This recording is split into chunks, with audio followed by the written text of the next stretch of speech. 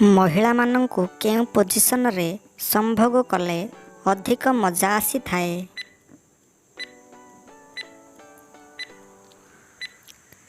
ଉତ୍ତର, ଦୁଇ ପିଚାକୁ ଥାପୁଡ଼ି ଥାପୁଡ଼ି ଲିଙ୍ଗକୁ ଭରି କଲେ।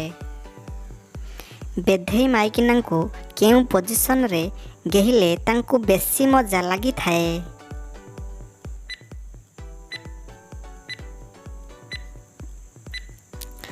ଉତ୍ତର, ଉପରେ ବସାଇ ଲିଙ୍ଗକୁ ଭରି କଲେ।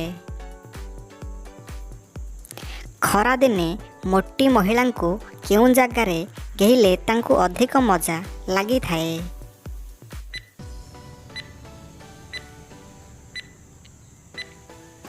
ଉତ୍ତର, ମାଟି କାନ୍ଥ ହୋଇଥିବା ଚାଳିଆ ଘରେ।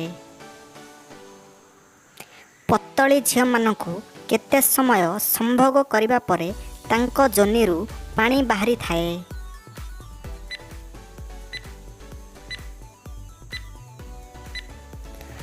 ଉତ୍ତର, 15ରୁ 20 ମିନିଟ୍ ଗେହିବା ପରେ।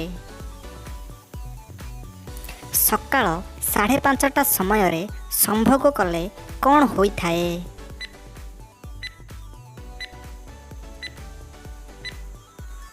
ଉତ୍ତର, ଅଧିକ ନିଦ ଆସିଥାଏ। ରାଣ୍ଡି ଟୋକିକି କେମିତି ଗେହିଲେ ବହୁତ ମଜା ଲାଗିଥାଏ?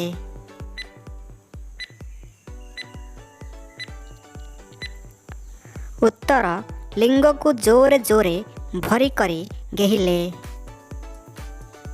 ପୁରୁଷ ଓ ମହିଳାମାନଙ୍କ ମଧ୍ୟରୁ ଗେହି ହେବା ସମୟରେ କାହାର ଜଲ୍ଦି ବାହାରି ପଡ଼େ?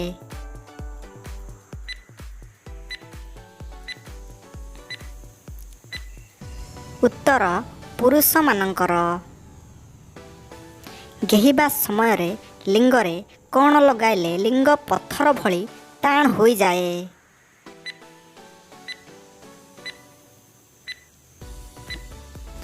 ଉତ୍ତର, କୋଲଗେଟ୍ ସହିତ ଲେମ୍ବୁ ରସ। କେମିତି ଜାଣିବେ ଝିଅମାନେ ଆଗରୁ ସମ୍ଭୋଗ କରିଛି କି ନାହିଁ?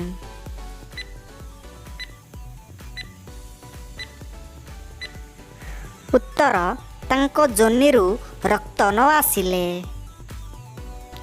କେଉଁ ବୟସର ପିଲାମାନେ ଅଧିକ ହଲାଇଥାନ୍ତି?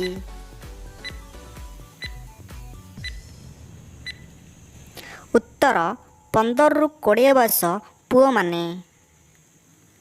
କେଉଁ ସମୟରେ ଝିଅମାନଙ୍କର ସମ୍ଭୋଗ କରିବା ପାଇଁ ଅଧିକ ଇଚ୍ଛା ହୋଇଥାଏ?